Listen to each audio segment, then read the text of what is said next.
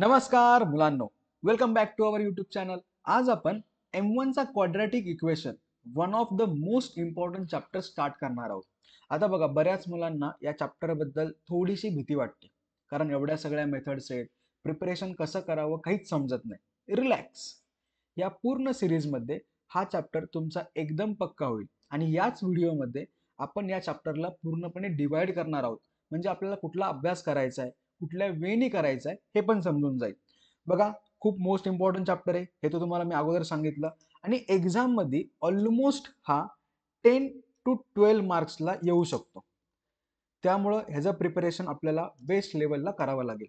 आणि प्रत्येक टाईपचा क्वेश्चन येऊ शकतो. MCQ पण येतील, 1 मार्कचे क्वेश्चन सुद्धा येतील, 2 मार्क्स 3 मार्क्सचे ऍक्टिव्हिटी सुद्धा असतील.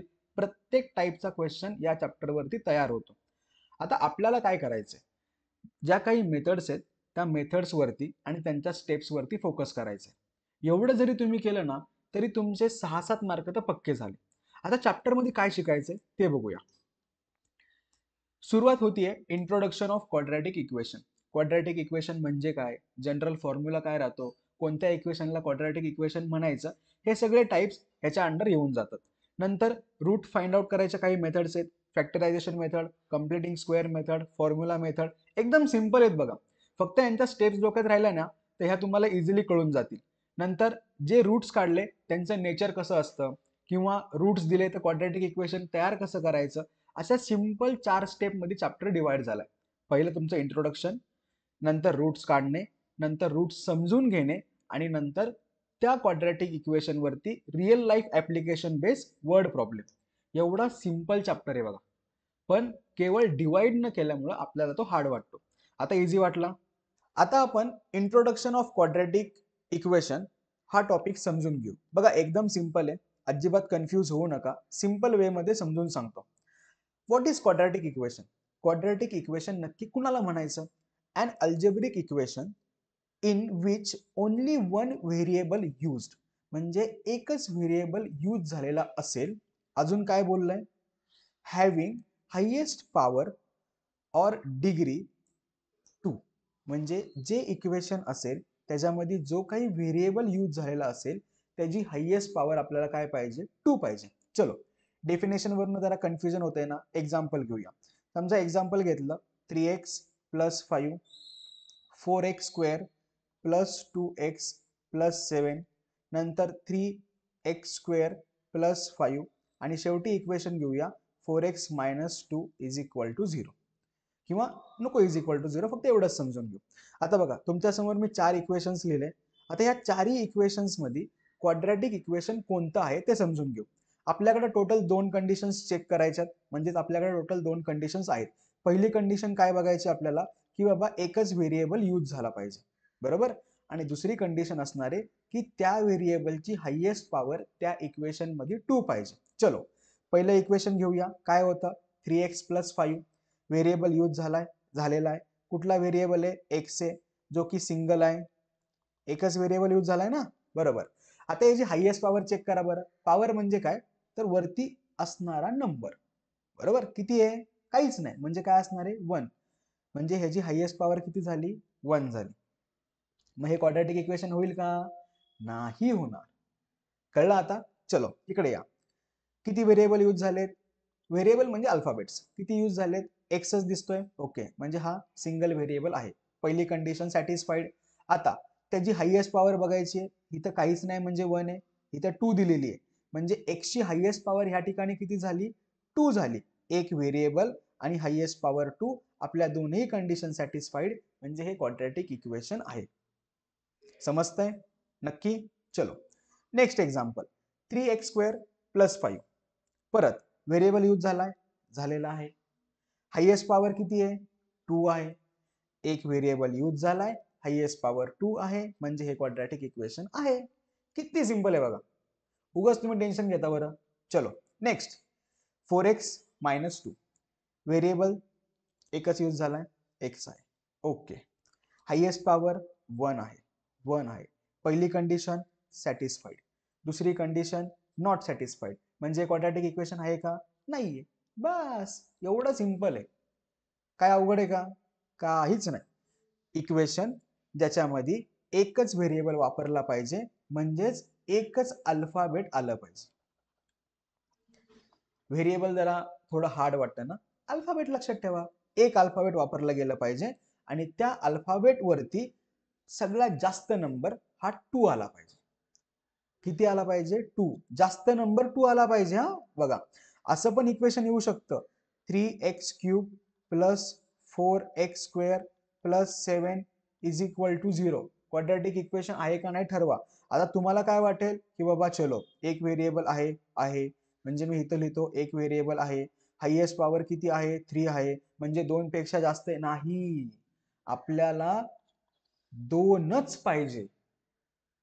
जर पॉवर 2 असेल तरच आपण काय बोलणार? क्वाड्रॅटिक इक्वेशन आहे. आता या ठिकाणी पॉवर काय आहे? 3 आहे, म्हणजे हे क्वाड्रॅटिक इक्वेशन नाहीये. आपली पॉवर इज इक्वल टू 2 येणं मस्ट आहे. क्लिअर? इंट्रोडक्शन समजलं. आता या इंट्रोडक्शन वरती ना एक्झाम मध्ये 1 मार्कचे पण क्वेश्चन्स येतात, एमसीक्यू सुद्धा येतात आणि 2 मार्क्सचे क्वेश्चन सुद्धा राहतात. क्वाड्रॅटिक इक्वेशन काय राहतं क्लिअर झालं, बरोबर. आता पुढची कन्सेप्ट समजून घेऊ. Standard form of quadratic equation. Standard form म्हणजे काय? ते एक जनरल फॉर्म राहतो ज्याच्यावरून आपण डिसाइड करतो की हा बाबा हे क्वाड्रॅटिक इक्वेशन आहे आणि जे सिस्टमॅटिक वे मध्ये लिहिलेलं आहे. काय राहतं तर ax² plus bx plus c is equal to 0. हा झाला standard form of quadratic equation किंवा ह्याला जनरल फॉर्म सुद्धा म्हणतात.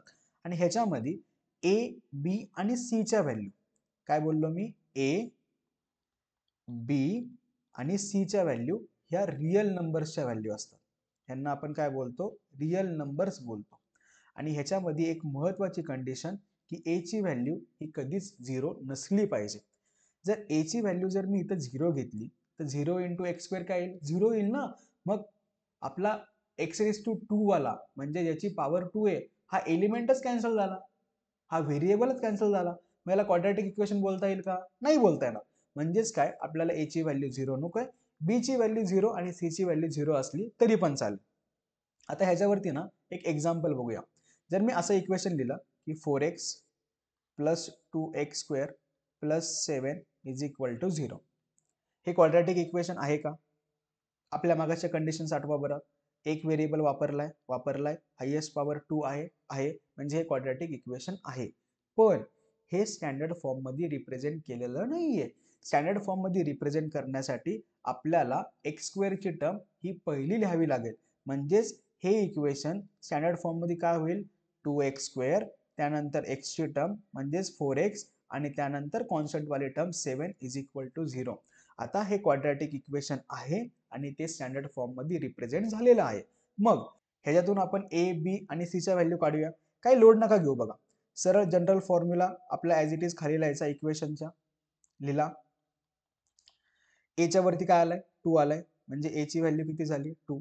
b च्या वरती काय आलंय? 4 आलंय, म्हणजे b ची व्हॅल्यू किती झाली? 4. c च्या वरती काय आलंय? 7 आलंय, म्हणजे ह्याची व्हॅल्यू काय झाली? 7. सिंपल. काय अवघड आहे का हे? नाही. असे क्वेश्चन पण बोर्डला येतात बघा. एवढे सिंपल. भीती कमी झाली. आता एक क्विजचा पार्ट सांगतो, नीट लक्ष देऊन ऐका, जो खूप कामाचा आहे. ज्या वेळेला आपण हा स्टँडर्ड फॉर्म बघत होतो ह्याच्यामध्ये आपल्याला कुठं फ्रॅक्शन दिसतंय का? दिसतंय? नाही दिसत आहे, बरोबर. फ्रॅक्शन आपल्याला अजिबात दिसत नाहीये. त्यानंतर कुठं ब्रॅकेट दिसतंय का? नाही दिसत आहे, ब्रॅकेट सुद्धा नाहीये, बरोबर. नक्की. म्हणजेच याचा अर्थ काय की फ्रॅक्शन आणि ब्रॅकेट असणारे इक्वेशन आपल्याला आधी सॉल्व्ह करावे लागतील. फ्रॅक्शन पण सॉल्व्ह करावं लागेल, ब्रॅकेट पण सॉल्व्ह करावं लागेल आणि त्यांना अशा हॉरिझॉन्टल फॉर्म मध्ये म्हणजे या स्टँडर्ड फॉर्म मध्ये मांडावं लागेल आणि मग डिसाइड करावं लागेल की ते क्वाड्रॅटिक इक्वेशन्स आहेत का नाही. बघा, आता मी जे बोललो ते ऍटलीस्ट 10-20% तर तुम्हाला समजलं. एक्झाम्पल घेऊ म्हणजे अजून क्लिअर होईल, बरोबर. चलो आपण प्रॅक्टिस सेट 2.1 स्टार्ट करूया. त्यातला क्वेश्चन नंबर 2. काय आहे क्वेश्चन नंबर 2? तर decide which of the following are quadratic equation. आता त्या अगोदर बघा, मी या ठिकाणी जनरल फॉर्म लिहून ठेवला आणि आपल्या दोन कंडिशन्स लिहून ठेवल्या, म्हणजे प्रॉब्लेम सॉल्व्ह करणं इझी होईल. पहिला क्वेश्चन दिलेला आहे, ह्याच्यामध्ये आपल्याला डिसाइड करायचं आहे की बाबा हे क्वाड्रॅटिक इक्वेशन आहे का नाही. ठीक आहे. आता पहिलं तर आहे ना, हे जनरल फॉर्म मध्ये दिसतंय का बघा. दिसतंय का? नाही दिसत आहे. इक्वल टूच्या पुढे 0 पाहिजे होतं, बरोबर? ठीक आहे, चलो सोल्युशन लिहायला घेऊ. Solution equation as it is लिहून घ्यायचं, एकदम स्टेप वाईज रिप्रेझेंट करायचं, जेणेकरून आपल्याला मार्क सुद्धा आउट ऑफ पडतील. आणि एकदम सिंपल टाईप आहे बघा, अजिबात लोड घेऊ नका. इक्वल टूच्या ह्या साईडला आलं म्हणजेच Y square as it is. हा नंबर ज्या वेळेला शिफ्ट होईल त्यावेळेस त्याचं साईन काय होणार आहे? चेंज होणार आहे. या ठिकाणी प्लस होतं तर मायनस झालं, हे मायनस होतं तर काय होणार आहे? प्लस होणार आहे. म्हणजेच ज्या वेळेला ते नंबर शिफ्ट होतील त्यावेळेला त्यांचं साईन चेंज होईल. -5y हे साईन चेंज झालं, +10 राईट हँड साईडला काहीच नाही उरलं म्हणजे इक्वल टू काय राहिलं? 0. आता स्टँडर्ड फॉर्म मध्ये आलं, ओके आलं. इक्वल टूच्या पुढं काय झाला? 0 झाला. आता चेक काय करायचंय? तर एक व्हेरिएबल आहे का बघा. एक व्हेरिएबल आहे, हो आहे, नक्की आहे, नो इश्यू. त्याची हायेस्ट पॉवर मॅक्सिमम इंडेक्स 2 आहे का? ओके, 2 सुद्धा आहे. म्हणजे याला आपण क्वाड्रॅटिक इक्वेशन बोलू शकतो का? तर बोलू शकतो. पण त्यासाठी आपल्याला एक स्टेटमेंट लिहावं लागेल. तर ते स्टेटमेंट काय असेल?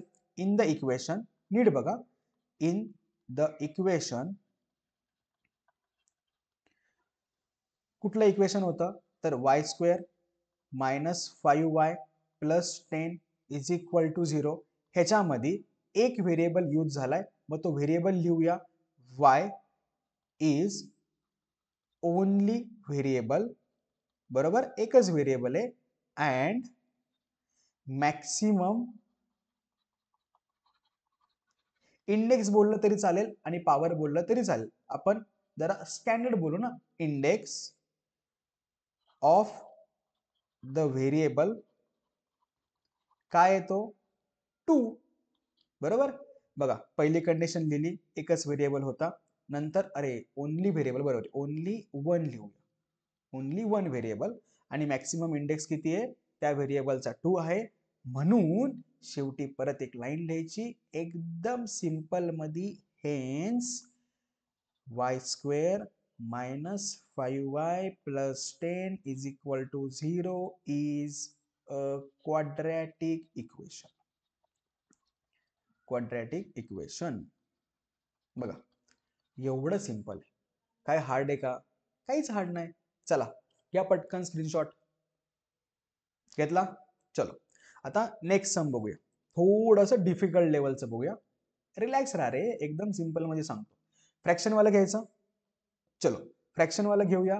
तुमचं सम आहे फ्रॅक्शन वाला थर्ड नंबरचं. ओके चलो थर्ड नंबरचं सम घेऊया. सेकंड नाही, सेकंड तर आत्ता आपण केलं ना. ओके थर्ड नंबरचं सम काय होतं? Y square plus 1/y is equal to 2. हे सम आता आपण सोडवूया. आता पहिली कंडिशन, ह्याच्यामध्ये फ्रॅक्शन यूज झालाय, बरोबर. म्हणजे आपल्याला फ्रॅक्शन नकोय. हे इक्वेशन आपल्याला हॉरिझॉन्टल लाईन मध्ये लिहायचं आहे. मग फ्रॅक्शन कसा कट करणार? पहिले इक्वेशन ॲज इट इज लिहून घ्या. अजिबात घाई करू नका. स्टेप नीट समजून घ्या. तुम्ही फ्रॅक्शनचे सम्स 8, 9, 6, 5 स्टँडर्ड मध्ये केलेत, डिनॉमिनेटर सेम करून. मग तेच करायचं आपल्याला. आता बघा या ठिकाणी 1 होता, हा 1 काय करणार? या फ्रॅक्शनला मल्टिप्लाय करणार. हा y या फ्रॅक्शनला मल्टिप्लाय करणार, बरोबर. किंवा असं लक्षात ठेवा, ह्याच्या खाली काहीच नाही ना, त्याच्यामुळे हा y इकडे मल्टिप्लाय करून टाकेल. मग मल्टिप्लाय केल्यानंतर काय होईल? या y ने या वाय स्क्वेअरला मल्टिप्लाय केलं म्हणजेच y³ झाला. हा 1 तर ॲज इट इज आणि upon y as it is लिहिला. नाही समजलं? चलो थांबा डिटेलमध्ये सांगतो काय घडलंय. या ठिकाणी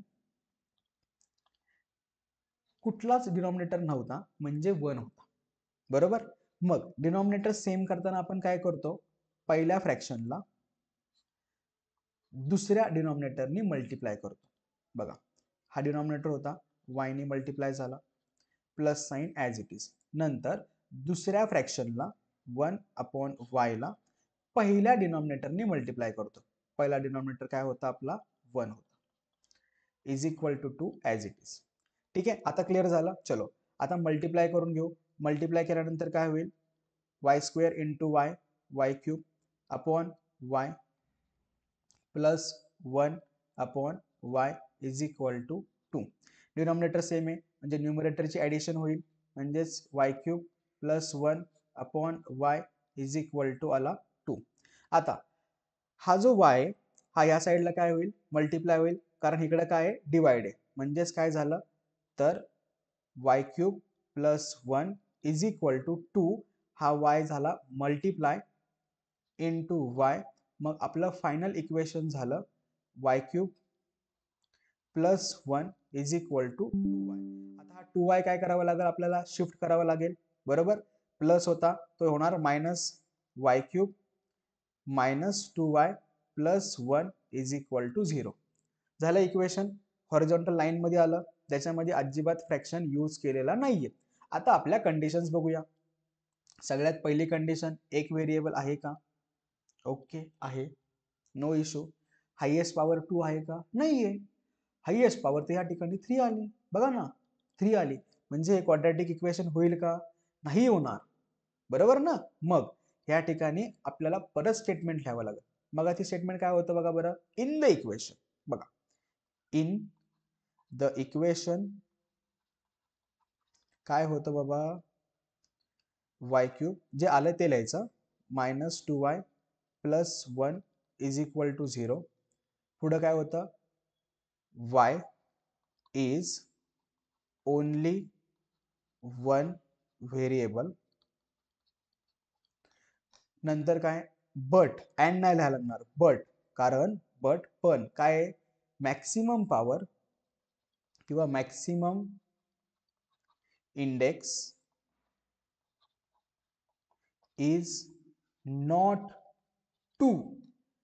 2 असेल तर 2 लिहायचा, 2 नसेल तर नॉट 2. जो इंडेक्स आहे तो लिहू नका, नॉट 2. म्हणून म्हणजेच hence y cube minus 2y plus 1 is equal to 0 is not a quadratic equation. बघा, काय आहे का अवघड याच्यात? काहीतरी अवघड आहे का? काही नाही, एकदम सिंपल. घ्या पटकन स्क्रीनशॉट.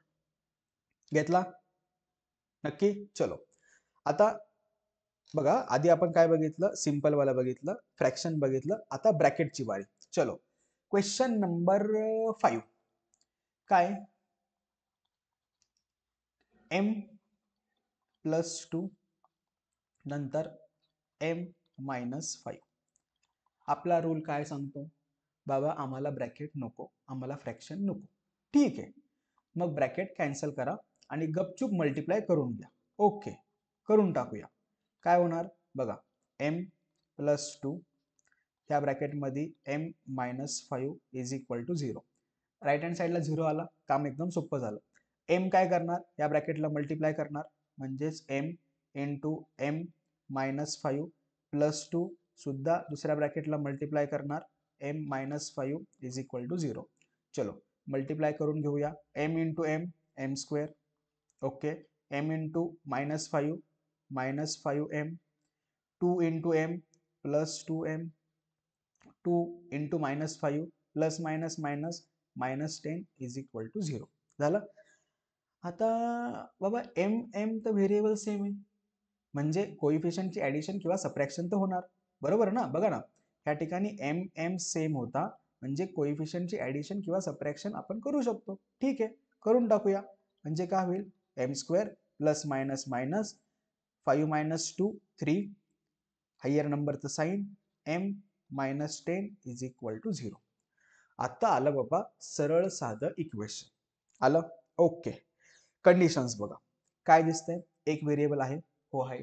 हायेस्ट पॉवर 2 आहे. क्वाड्रॅटिक इक्वेशन आहे का? आहे ना, सिंपल. मग लाईन काय येणार, इन द इक्वेशन काय होतं तर m square minus 3m minus 10 is equal to 0. ह्याच्यामध्ये काय काय लिहिणार आहे, m बरोबर बरोबर बरोबर बोलताय, m is only one variable and maximum काय, पॉवर नाही, भारीवाला शब्द वापरायचा ना, इंडेक्स इज किती आहे, 2.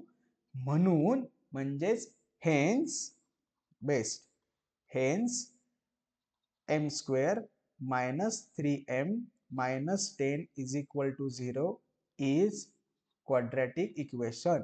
मी क्यू डॉट ई लिहिलंय कारण टाइम वाचावा, पण तुम्ही क्वाड्रॅटिक इक्वेशन पूर्ण लिहिता. कळलं? क्वेश्चन नंबर 2 समजला? इझी वाटतंय? चला पटकन स्क्रीनशॉट घ्या. आता आपण क्वेश्चन नंबर 3 सॉल्व्ह करूया. काय आहे question number 3? Write the following equation in the form of ax² plus bx plus c is equal to 0. म्हणजे जनरल फॉर्म मध्ये लिहायचं आहे. Write the values of a, b, c for each equation. म्हणजे आधी ह्या फॉर्म मध्ये लिहायचंय आणि ह्या फॉर्म मध्ये लिहून झाल्यानंतर आपल्याला a, b, c च्या व्हॅल्यूज लिहायच्या. ठीक आहे, चला सिंपल आहे, एवढं काय लोड घेऊ नका. मी तुम्हाला 2 क्वेश्चन सांगतो आणि तुम्ही 3 क्वेश्चन होमवर्क म्हणून करताल. नक्की? चलो सिंपल आहे बघा, जास्त हार्ड नाहीये. Question number 2 solution. Question as it is copy करून घ्या. काय होता क्वेश्चन आपला? x minus 1 square bracket square is equal to 2x plus 3. आता सगळ्यात पहिली गोष्ट ब्रॅकेट नको आहे, बरोबर? पण ब्रॅकेटचा स्क्वेअर बोललंय. हे तुम्हाला a मायनस बी चा स्क्वेअर दिसतोय? दिसतोय का नाही? फॉर्म्युला काय असतो a मायनस बी स्क्वेअरचा? a मायनस बी ब्रॅकेटचा स्क्वेअरचा फॉर्म्युला होतो a square minus 2ab plus b square. बरोबर? नक्की? तोच वापरू ना इथं. आता a म्हणजे आपला काय? x आहे. b म्हणजे काय? आपला 1 आहे. वापरायचा फॉर्म्युला बघा. a स्क्वेअर म्हणजे x चा स्क्वेअर आला, मायनस साइन दिलं, 2ab 1 into 1 1 into x, sorry 1 into x, x 2x plus b square 1 चा स्क्वेअर 1च, बरोबर, is equal to 2x plus 3. आता राईट हँड साईडला 0 पाहिजे, कुठलेच नंबर नको. शिफ्ट करा, लोड नका घेऊ. शिफ्ट केलं, हे काय होईल? मायनस 2x होणार. हा नंबर काय होणार आहे? मायनस 3 होणार. बरोबर? चलो शिफ्ट केल्यानंतर काय दिसेल? X square as it is minus 2x, त्यानंतर हा 2x इकडे आला होता, ज्याचं साईन झालंय मायनस 2x, तो पण लिहा. त्यानंतर प्लस 1 ॲज इट इज, हा 3 इकडे येऊन मायनस झाला, मायनस 3 इज इक्वल टू 0. आता सॉल्व करूया. का सॉल्व करायचे? कारण आपल्याला एक्स एक्स व्हेरिएबल असणाऱ्या 2 टर्म्स भेटलेल्या आहेत, त्यांच्यापासून आपल्याला एकच टर्म लिहायची आहे. म्हणून काय झालं? एक्स स्क्वेअर मायनस मायनस काय होईल? प्लस, एकदम बरोबर, म्हणजेच मायनस 4x, पण साइन मायनस राहणार आहे. नंतर परत प्लस मायनस मायनस 2 हायर नंबरचं साइन इज इक्वल टू 0 आलं हॉरिझॉन्टल फॉर्म मध्ये. म्हणजेच काय? एका सिंपल विदाउट फ्रॅक्शन विदाउट ब्रॅकेटच्या फॉर्म मध्ये आलं. आता ह्याच्यावरून आपल्याला a b c च्या व्हॅल्यू लिहायच्यात. Don't worry, directly general form लिहूया. जनरल फॉर्म बघा, असं लिहितोय मी, तुम्ही पण असंच लिहा. X square plus bx plus c is equal to 0. ह्याच्या खाली हे आलेलं इक्वेशन द्या, म्हणजे a b आणि c च्या व्हॅल्यू फाइंड आउट करणं इझी जाईल. काय? X square minus 4x minus 2 is equal to 0. आता बघा किती सिंपल होईल. काय काय होईल? हियर काय काय भेटलं आपल्याला? a च्या खाली काय? काहीच नाही, म्हणजे 1, a ची व्हॅल्यू 1. b च्या खाली काय दिसतंय? साइन सेट टर्म बघा, काय दिसतंय? Minus 4 minus 4. c च्या खाली काय दिसतंय? मायनस 2, c च्या खाली मायनस 2. हे झालं सोल्युशन. किती सिंपल आहे, कळलं? आहे का जीव तरी आहे काय सम मध्ये? अजिबात नाही. घ्या स्क्रीनशॉट घ्या पटकन. घेतला? चलो आता नेक्स्ट वाला सम. क्वेश्चन नंबर 5 ब्रॅकेट वाला. मी जरा हार्ड करून देतो, तुम्ही इझी सहज करू शकता. काय? p ब्रॅकेट मध्ये 3 मायनस नाही प्लस आहे ना, हा प्लस आहे, 6p is equal to minus 5. परत इज इक्वल टूच्या पुढे टर्म आली, म्हणजे ही परत शिफ्ट करावी लागणार. बरोबर ना? चलो solution. Question as it is लिहून घेणे. पहिली स्टेप, p ब्रॅकेट मध्ये 3 plus 6p is equal to minus 5. Bracket solve करणे. करूया. p ने आतमध्ये मल्टिप्लाय करा, 3p, इकडे आतमध्ये मल्टिप्लाय करा, p into p, p square, 6 into p च्या पुढे काहीच नव्हता म्हणजे 1, म्हणजे 6 plus sign as it is, इकडं -5 ॲज इट इज. आता छोटासा प्रॉब्लेम झाला, पी स्क्वेअर पहिला पाहिजे. घ्या ना मग पहिला, लोड का घेता, साईन सहित पहिला घ्या. घेतला. नंतर हा 3p साईन सहित मागा आला इज इक्वल टू -5. बरोबर. हा 5 आपल्याला या साईडला शिफ्ट करायचा आहे, मायनस होता जो की होणार आता प्लस, म्हणजेच इक्वेशन काय झालं, 6p square plus 3p plus 5 is equal to 0 झालं. आता पुढे काय सांगितलं होतं, जनरल फॉर्म लिहा. जनरल फॉर्म काय असतो आपला, ax square plus bx plus c is equal to 0. सुटसुटीत लिहा, म्हणजे a b c च्या व्हॅल्यू आपल्याला लगेच समजून येतील. त्याच्या खाली इक्वेशन लिहायचं आहे. लिहिलं. काय होतं, 6p square plus 3p plus 5 is equal to 0. Okay. आता एच्या खाली काय आलं, 6 प्लस साईन होतं, द्यायची काही गरज नाहीये. बीच्या खाली 3 प्लस साईन होतं, द्यायची काहीच गरज नाहीये. सीच्या खाली काय आला, 5 आला. हे झालं तुमचं सोल्युशन. Clear, done. नक्की समजलं. आत्तापर्यंत जर तुम्हाला व्हिडिओ आवडला असेल तर नक्की लाईक करा आणि कमेंटमध्ये नक्की सांगा कसं वाटलं. घेतला स्क्रीनशॉट नक्की. आता आपल्याला अजून एक कन्सेप्ट बघायची आहे, रूट्स ऑफ क्वाड्रॅटिक इक्वेशन काय असतं.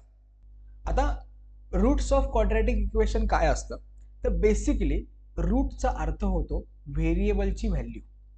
म्हणजे जो आपण व्हेरिएबल मागासपासून बोलत होतो ना, त्या व्हेरिएबलची जी काही व्हॅल्यू असेल ती व्हॅल्यू त्या इक्वेशनमध्ये पुट केली की LHS is equal to RHS भेटणं, म्हणजेच त्या व्हॅल्यूला त्या इक्वेशनचं रूट बोलणं.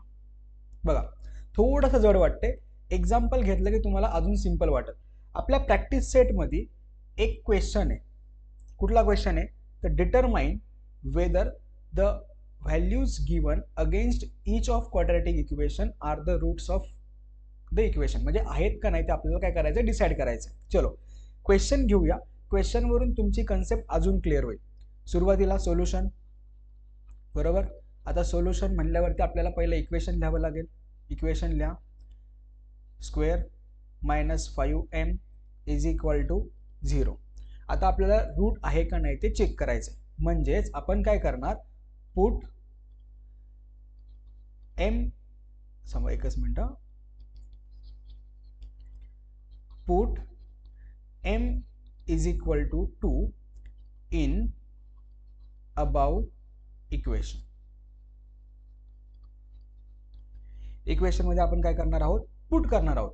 पण पुट करताना करायचे आपल्याला LHS साईडला. बघा LHS काय होती, LHS 2m square minus 5m. ज्या ज्या ठिकाणी आपल्याला m दिसतोय ना त्या त्या ठिकाणी 2 ची व्हॅल्यू टाकून देऊया. 2 या ठिकाणी m दिसला होता, m ची व्हॅल्यू आपण काय घेतली आहे, 2 घेतली आहे. पुट करा, म्हणजेच ब्रॅकेटमध्ये 2 स्क्वेअर नंतर -5, m ची व्हॅल्यू किती होती, 2. पुट करूया. केली पुट. आता सॉल्व करा. 2 ॲज इट इज बाहेरचा, 2 चा स्क्वेअर 4 बरोबर, 5 2 जा 10 एकदम राईट, नंतर 4 2 जा 8 -10 is equal two plus minus काय होणार, -2. बरोबर. ही आली LHS ची व्हॅल्यू. आता मला सांगा इक्वेशन मध्ये RHS काय होती, 0 होती. LHS 0 आली का व्हॅल्यू पुट केल्यानंतर, नाही आली. म्हणजेच काय, here LHS is not equal to RHS. LHS आणि RHS इक्वल नाही आहेत, म्हणून hence m is equal to, mच होता ना, हो, m is equal to 2 is not a root of equation कुठलं होतं, 2m square minus 5m is equal to 0. समजलं, नक्की क्लिअर झालं प्रत्येकाला. चलो पटकन ह्याचा स्क्रीनशॉट घ्या. एकच मिनिट थांबा. हा आता स्क्रीनशॉट घ्या, चला पटकन. घेतला नक्की. आता हे आपण केलं एका व्हॅल्यूसाठी. आता अजून आपल्याला एक व्हॅल्यू दिली आहे जी की आहे 5/2. तर त्यासाठी पण करूया. चलो लेट्स बिगिन विथ 5/2. काय दिलंय सेकंड क्वेश्चन त्यामधला, m ची value put m is equal to 5/2. Equation परत बघा काय होतं, 2m² मायनस 5m. चलो 2m² minus 5m is equal to 0. LHS घेतली, LHS इज इक्वल टू 2 mच्या ठिकाणी 1 मिनिट 5/2 बरोबर आहे, बरोबर 5/2 ब्रॅकेटचा स्क्वेअर मायनस 5 mच्या ठिकाणी परत 5/2 बरोबर. आता सॉल्व केल्यानंतर काय होईल, हा 2 ॲज इट इज, 5चा स्क्वेअर 25, 2चा स्क्वेअर 4 राईट. 5 × 5 25/2. आता थोडंसं मॅथमॅटिकल कॅल्क्युलेशन, 2 1 जा 2 2 जा, म्हणजे ही टर्म काय झाली 25/2 मायनस 25/2. डिनॉमिनेटर सेम होता बरोबर नक्की, म्हणजेच न्यूमरेटरची ॲडिशन किंवा सबट्रॅक्शन होणार. 25 मायनस 25 किती येणार 0, म्हणजेच आपल्या LHS ची व्हॅल्यू आली 0 आली. RHS पण काय होती आपली 0 होती, म्हणजे LHS इज इक्वल टू काय झालं RHS झालं. बघा इथे लिहावं लागेल LHS is equal to RHS लिहिलं. हेन्स हा काय बोलणार m is equal to 5/2 is root of काय इक्वेशन होतं 2m² minus 5m is equal to 0. बघा एवढं सिंपल राहतं. घ्या चला पटकन स्क्रीनशॉट घ्या. हा येतोय ना, ओके एकच मिनिट थोडं झूम आउट करतो. घ्या घेतला स्क्रीनशॉट नक्की. चलो आता याच्यावरती असाही क्वेश्चन विचारला जाऊ शकतो की बाबा हे 2 ची व्हॅल्यू हे रूट आहे ह्या इक्वेशनचं, तर ह्या 5च्या ठिकाणी ते k देतील, मग k ची व्हॅल्यूज तुम्हाला काढायला लावतील. अशा टाईपमध्ये पण क्वेश्चन आहे, पण मला वाटत नाही की तुम्हाला तो क्वेश्चन एक्सप्लेन करायची गरज आहे. आता एवढं डिटेलमध्ये आपण समजून घेतल्यानंतर तुम्हाला तो क्वेश्चन नक्कीच जमेल. क्लिअर. चलो इथपर्यंत जर तुम्ही व्हिडिओ बघितला असेल तर कमेंटमध्ये नक्की सांगा तुम्हाला टीचिंग प्रोसेस कशी वाटली, आणि इंस्टाग्रामच्या आपल्या पेजला फॉलो करा. Bye bye.